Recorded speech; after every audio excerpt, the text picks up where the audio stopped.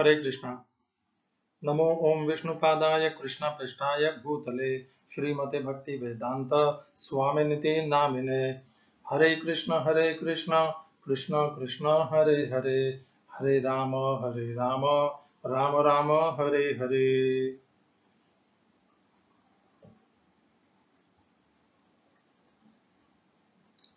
भगवद गीता 2020 में आपका स्वागत है। हम अब तक पहले अध्याय के 35 श्लोकों की चर्चा कर चुके हैं। पिछले समूह में हमने 33, 34 और 35 इन 3 श्लोकों के ऊपर चर्चा की थी। अर्जुन कायरता और दुर्बलता और शोक को प्राप्त हो जाते हैं, उनके हाथ से उनका गांडीव धनुष छूट जाता है और तत्पश्चात वो अपने मनस्थिति को बताते हैं कि जब मनुष्य कोई वस्तु संपत्ति या धन प्राप्त करता है तो वो उसका भोग, उसका ऐश्वर्य अपने परिजनों, अपने स्वजनों के साथ बांटना चाहता है। वो अपने स्वजनों के मुखमंडल पर खुशी, उल्लास, प्रसन्नता देखना चाहता है उन्हीं ऐश्वर्यों से। यदि यही स्वजन इस युद्ध में सब मारे जाएंगे तो ऐसे युद्ध का में जीतने का, विजय का क्या लाभ, ऐसे राज्य के सुख का क्या लाभ। यही हमारे मनुष्य जीवन की सत्यता है। हम जीवन भर ऐश्वर्य, वस्तुओं के, कामनाओं के पीछे भागते रहते हैं और उन्हें ला करके जब हम अपने परिवार के साथ बांटते हैं तो हमें उनके मुखमंडल पर जो प्रसन्नता दिखती है वो क्षणभंगुर होती है। उसके बाद पुनः एक नई कामना, एक नई इच्छा और उसके पीछे भागना और फिर और पुनः उसको हासिल करना, उसको प्राप्त करना और अपने परिजनों के साथ उसका बांटना और प्रसन्नता लेना। ये इस तरह चक्र, अपना जीवन चक्र चलता रहता है। अर्जुन अब अपने आगे के, उसके आगे अर्जुन बताते हैं कि ये जो उनके स्वजन हैं, ये सब युद्ध में उनके सामने खड़े हैं और इन सबको मार करके, धृतराष्ट्र के पुत्रों को मार करके अगर त्रिलोकी का राज भी मिलता है तो वो क्या काम का। इस प्रकार अर्जुन अपनी व्यथा बताते हैं। अब अर्जुन 36, 37 और 38 इन 3 श्लोक के समूह में जो युद्ध करने जा रहे हैं उसे पाप कर्म कह के उसका सिद्ध करेंगे उसे कि ये पाप कर्म है ये युद्ध। तो आइए पहले अध्याय के 36वें श्लोक को देखते हैं। ये 36वां श्लोक कभी कभी 2 पंक्तियों का है और कुछ भाष्यों में 3 पंक्तियों का है। पंक्ति कम नहीं होगी, वो या तो 35 के साथ में बढ़ जाएगी या आगे किसी एक श्लोक के साथ बढ़ जाएगी, तो आप चिंता न करें। संस्कृत के श्लोकों की पंक्तियां कम नहीं होंगी, वो किसी न किसी श्लोक के साथ जुड़ जाएंगे। क्षमा चाहता हूँ।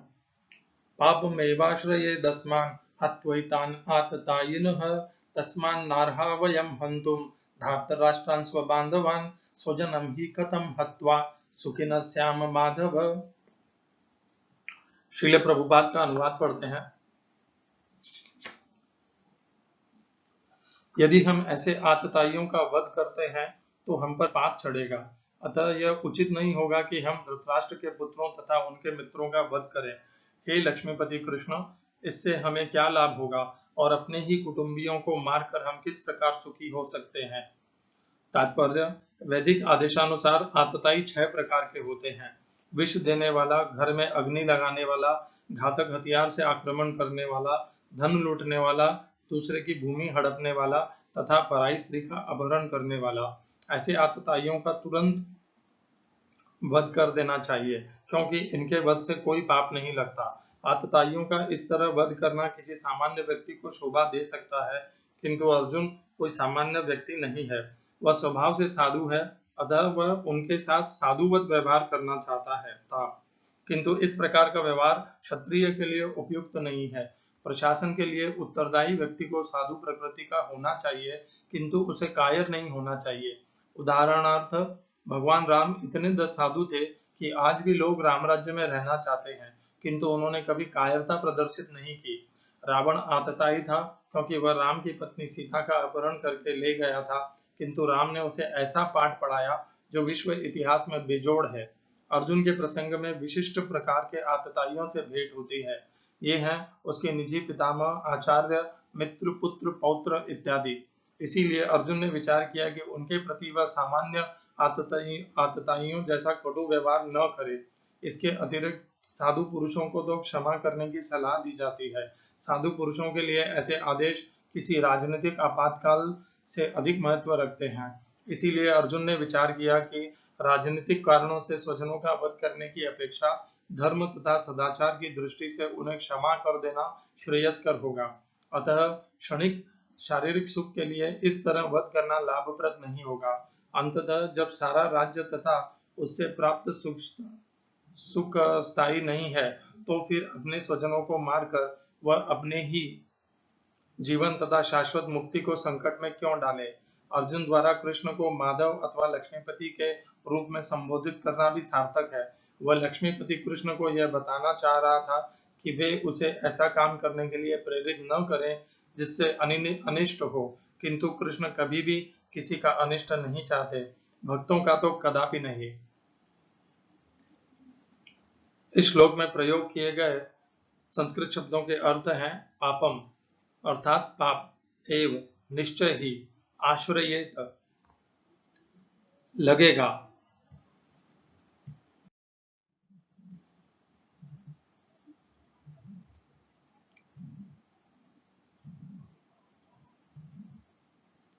अस्मान हमको, हत्वा मारकर, एतान इन सब, आततायिनः आतताइयों को, तस्मात् अतः, न कभी नहीं, अर्हा योग्य, वयम हम, हंतुम मारने के लिए, धार्तराष्ट्रान धृतराष्ट्र के पुत्रों को, सबांधवान उनके मित्रों सहित, स्वजनम कुटुंबियों को, ही निश्चय ही, कथम कैसे, हत्वा मारकर, सुखिनः सुखी, श्याम हम होंगे, माधव हे लक्ष्मीपति कृष्ण।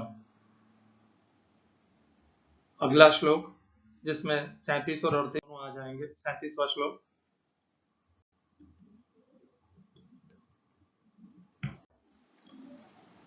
यद्यपेते न पश्यन्ति लोभो बहत चेतसः कुलक्षय कृतं दोषं मित्रदोहे च पातकम्।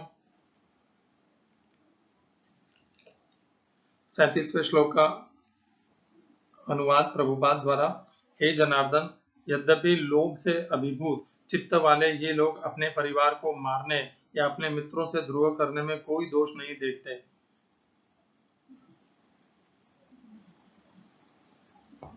इस श्लोक में प्रयोग किए गए संस्कृत शब्दों का अर्थ देख लेते हैं।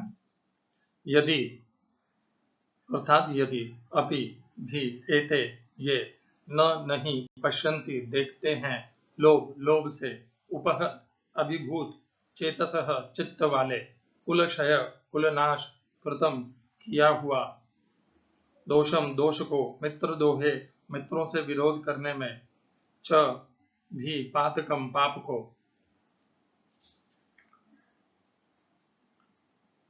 प्रभुपाद ने 37 और 38 का एक ही साथ अनुवाद दिया है, इसलिए हम 38वें श्लोक भी पढ़ लेते हैं। कथम न ज्ञेयम् अस्माभिः पापादस्मान् निवर्तितुं कुलक्षय कृतं दोषं मित्र प्रपशद्भिर्जनार्दन। किंतु हम लोग जो परिवार के विनष्ट करने में अपराध देख सकते हैं, ऐसे पाप कर्मों में क्यों प्रवृत्त हो।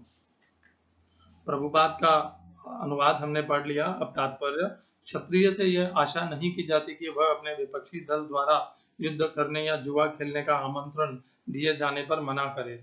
ऐसी अनिवार्यता में अर्जुन लड़ने से नकार नहीं सकता, क्योंकि उसको दुर्योधन के दल ने ललकारा था।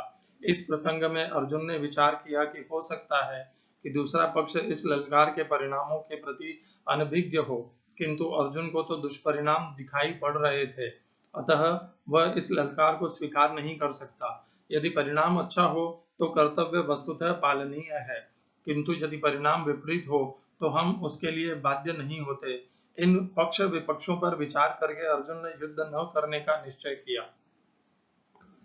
इस श्लोक में प्रयोग किए गए शब्दों का अर्थ देख लेते हैं।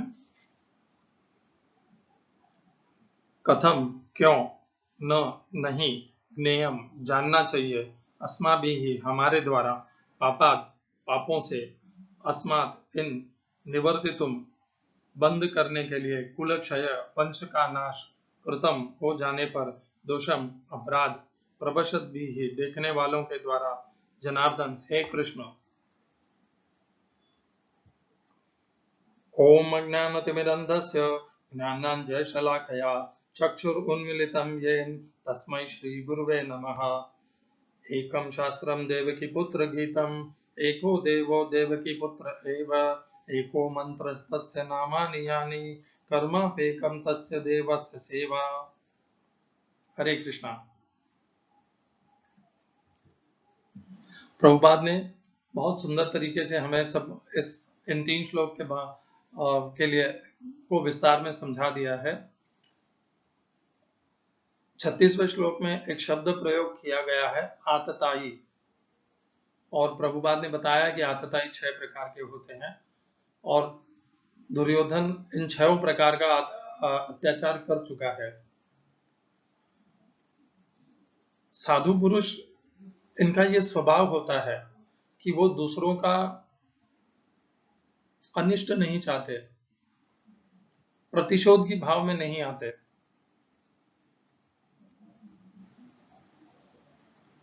इसी कारणवश महारानी द्रौपदी पांडवों के साधु स्वभाव को भली भांति जानती थी और उनके इस साधु स्वभाव से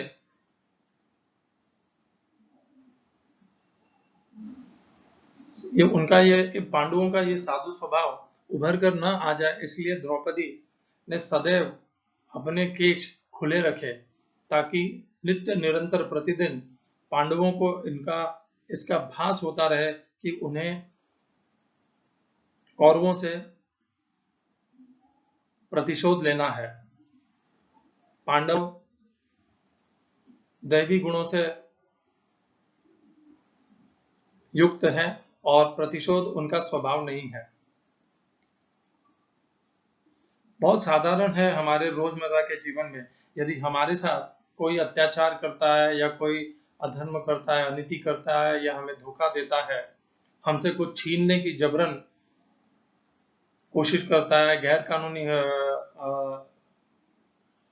कानूनी हथकंडे अपनाता है, तो हमें मन में खिन्नता आती है, प्रतिशोध की भावना जागती है और हम प्रतिशोध लेने के लिए उतारू हो जाते हैं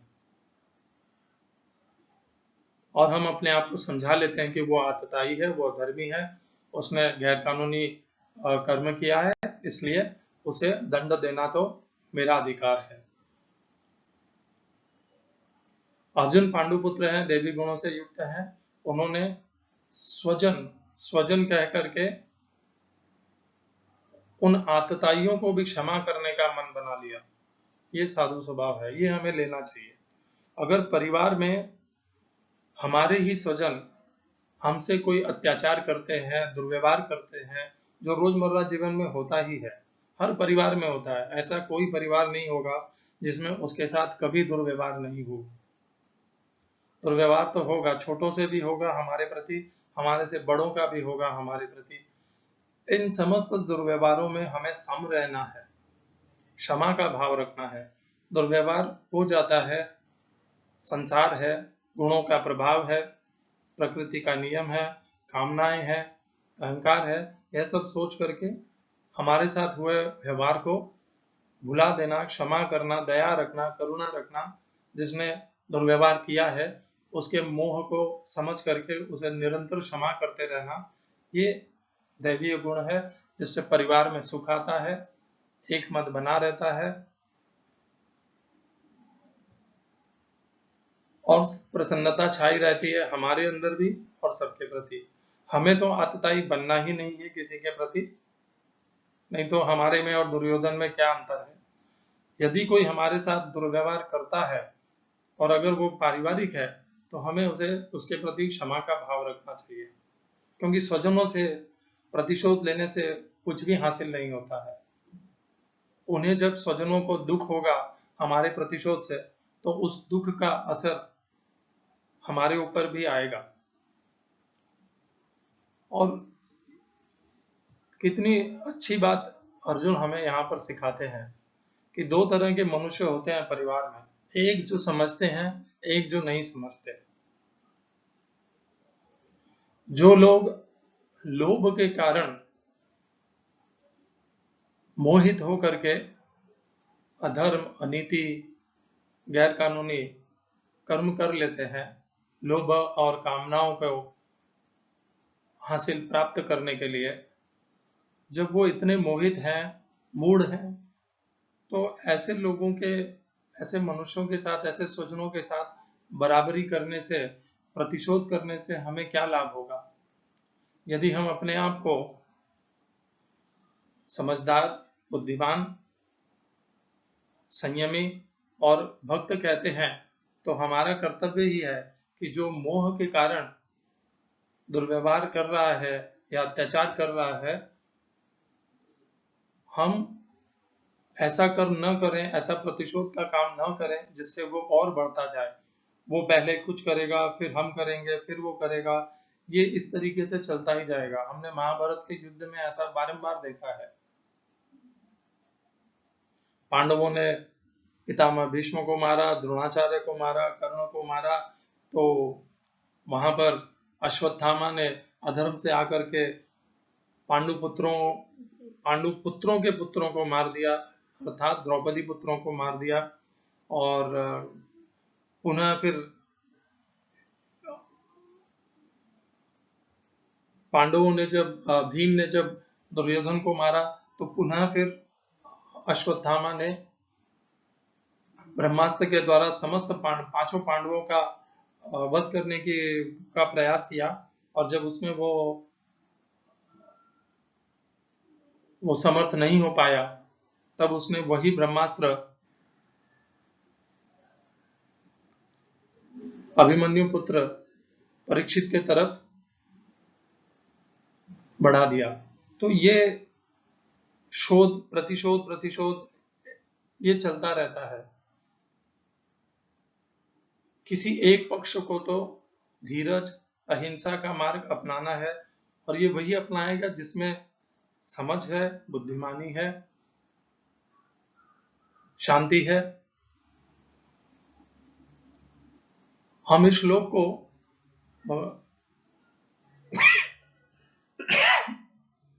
क्षमा करिएगा, हरे कृष्णा। हम इस मनस्थिति को भगवत गीता के 16वें अध्याय के 21वें श्लोक के साथ में जोड़कर अध्ययन करते हैं। जैसे कि मैंने बारंबार बताया है, 16वें अध्याय में भगवान ने दैवी और प्रमुख आसुरी गुणों का वर्णन किया है। 21वां श्लोक है 16वें अध्याय का। त्रिविधम नरकस्येदं द्वारम नाशनमात्मनः काम क्रोधस्तथा लोभः तस्मादेतत्त्रयं त्यजेत्। हिंदी में अनुवाद, काम, क्रोध और लोभ, ये तीन प्रकार के नरक के दरवाजे जीवात्मा का पतन करने वाले हैं, इसलिए इन तीनों का त्याग कर देना चाहिए। तो हम देख रहे हैं कि किस प्रकार दुर्योधन और कौरव सेना लोभ और काम के कारण उसी के वशीभूत होकर के युद्ध के प्रति लालायित हो रही थी। परंतु चूंकि अर्जुन को ना तो कामना थी न लोभ था, ये तो अर्जुन के व्यवहार से दिख रहा है कि वो तो युद्ध न करने के का अपना मन बना रहे थे। तो अतः उन्हें राज्य, सुख, भोग, ऐश्वर्य और युद्ध से प्राप्त होने वाली विजय, इनकी लालसा नहीं थी, अर्थात वो काम, क्रोध और लोभ के वशीभूत नहीं थे। जब ये तीनों के वशीभूत नहीं थे तो अर्जुन अपने आप में स्थिर हैं, अविचलित हैं। तो जब वो देख रहे हैं कि काम, क्रोध और लोभ ये तीनों नर्क के द्वार मिल करके दुर्योधन और कौरवों से ये युद्ध करवा रहे हैं, तो इस तरह के मनस्थिति को प्राप्त कौरवों के साथ युद्ध करने में अर्जुन को क्या श्रेय हासिल होगा। 16वें अध्याय के 21वें श्लोक में जब हम देख रहे हैं कि मनुष्य काम, क्रोध, लोभ के कारण दुर्व्यवहार, अत्याचार कर रहा है, तो हमें उसके इस स्वभाव को समझ लेना चाहिए कि ये इसका स्वभाव है और ये इसे पतन की तरफ ले जाएगा। हमारे पास दो मार्ग हैं, या तो हम उसे सहिष्णुता और अहिंसा और प्रेम के मार्ग से ले जा करके संभाल लें, और दूसरा मार्ग है हम युद्ध करें और जड़ से विनाश कर दें। हमें कौन सा मार्ग लेना है, ये उस परिस्थिति पर और धर्म के अनुसार पर और गीता के ज्ञान पर आधारित होगा, जिसका विश्लेषण हम पहले अध्याय के अंत में करेंगे। इस समय केवल इतना जान लें कि 16वें अध्याय के 21वें श्लोक से ये हमें पता चल रहा है, अर्जुन को भी पता है कि धृतराष्ट्र पक्ष, दुर्योधन पक्ष काम और लोभ और क्रोध के वशीभूत है, और इसलिए वो कुल का विनाश करने के लिए उद्यत हो गए हैं, अपने ही स्वजनों से शत्रुता और पाप कर्म कर रहे हैं। और जब इस प्रकार की समझ अर्जुन जैसे स्थिर और बुद्धिमान व्यक्ति में है, तो अर्जुन ये विचार कर रहा है कि क्यों न उसे इस पाप कर्म और इस युद्ध से हट जाना चाहिए। 38वें श्लोक में अर्जुन यही बताते हैं कि यदि ये युद्ध हुआ तो कुल का पूरा विनाश हो जाएगा, और कुल के विनाश से जो अनेकों पाप और दोष उत्पन्न होंगे, इस सब को वो भली भांति जानता है और स्वयं कृष्ण भी जानते हैं। और जब वो ये सब जो इस युद्ध के उपरांत पाप और दोष उत्पन्न होने वाले हैं कुल में, उन सब को जब हम विचार करते हैं तो ऐसे युद्ध का क्या लाभ जिसका अंत पाप और दोषों में ही अंत में प्राप्त होगा। तो इस तरह के युद्ध को करने से क्या लाभ। यह अर्जुन का विचार है, एक श्रेष्ठ विचार है, भक्त के लिए अच्छा है। ये प्रश्न बहुत उत्तम है कि किस परिस्थिति में हमें क्या करना चाहिए। क्या अर्जुन के लिए ये प्रश्न यहाँ पर शोभायमान है, या अर्जुन का ये जो विचार कि इस तरह हमें जो मंदमती मूढ़मती हो रखे हैं, काम, क्रोध, लोभ के बीच आवेग में आकर के दोष कर रहे हैं, पाप कर्म कर रहे हैं, हम ऐसे लोगों के साथ क्यों प्रत्युत्तर में उसी पाप कर्म में सम्मिलित हो जाएं। अर्जुन का विचार है, मनस्थिति है, उसका भाव है। यहाँ पर हमें एक अर्जुन का या हम सभी मनुष्यों का एक भाव देखने को और हमें देखना चाहिए। हम जिस भाव को प्राप्त होने लग जाते हैं, हम उस भाव से सहयोग करने वाले समस्त ज्ञान को उस समय एकत्रित कर लेते हैं। वो भाव हमारे में उत्पन्न ही तभी होते हैं। अर्जुन में अभी युद्ध न करने का जो भाव उत्पन्न हुआ है, स्वजनों को की हत्या न करने का जो भाव उत्पन्न हुआ है, वो भाव के साथ में उनके पास में अनेकों विचार, धर्म के अलग अलग व्याख्याएं उत्पन्न हो गई है उनके मन में कि ये नहीं करना चाहिए, ये पाप है, ये दोष है, वो मूर्ख है और मैं तो समझदार हूं। हम अपनी स्वयं की व्याख्या को अलग अलग अनुवाद और तात्पर्य लेकर के उसे सही ठहरा लेते हैं। कई बार यह भी देखा गया है कि भगवत गीता जैसे पवित्र ग्रंथ के श्लोकों का भी आश्रय लेकर के अलग अलग मान्यताओं और विचारधाराओं को सही ठहराया जाता है। भगवत गीता के अनेकों अनुवाद और उनमें जो भिन्नता है वो इसी कारण से है, क्योंकि द्वेष नहीं है उनमें, परंतु हर मनुष्य अपनी मान्यता या स्वयं में जो स्वयं की धारण की हुई विचारधारा को सिद्ध करना चाहता है, उसे सही ठहराना चाहता है। क्या ये प्रयास उनका गलत है, अनुचित है? अनुचित है या नहीं ये तो भगवान कृष्ण जाने। कभी कभी वो विचार सही भी हो सकते हैं, क्योंकि भिन्नता हो सकती है। विचारों में भिन्नता होना, इससे ये सिद्ध नहीं होता कि सारे विचार गलत हैं या अनुचित हैं। विचारों में भिन्नता होगी, और यह भी संभव है कि सारे ही विचार सही भी हों, या हो सकता है कि सारे विचार गलत हों, अनुचित हों, और उचित केवल एक ही हो। बहुत सी संभावनाएं हैं। हमें जब ऐसे किम कर्तव्य विमूढ़ जब हम होते हैं, तो हमें भगवत गीता का आश्रय लेना चाहिए, और हम जिस तरह से भगवत गीता का अध्ययन भगवत गीता 2020 में करेंगे, उस प्रकार से अपनी बुद्धि को स्थिर करके, आसक्ति और संग से रहित करके,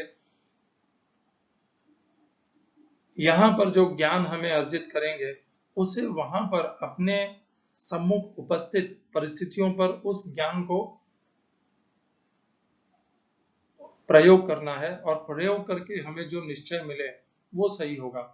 हर परिस्थिति अलग है, और हर परिस्थिति में धर्म भी अलग होगा, पृथक होगा, और धर्म को समझना, हमारे कर्तव्य को समझना, यही ज्ञान है, यही शुद्धता है, यही पवित्रता है।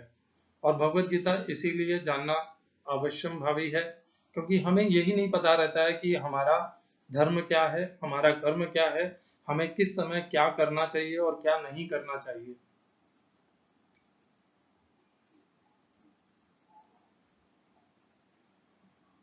साधारणतया परिवार में बड़े या हम उम्र एक दूसरों का पक्ष ले ही लेते हैं।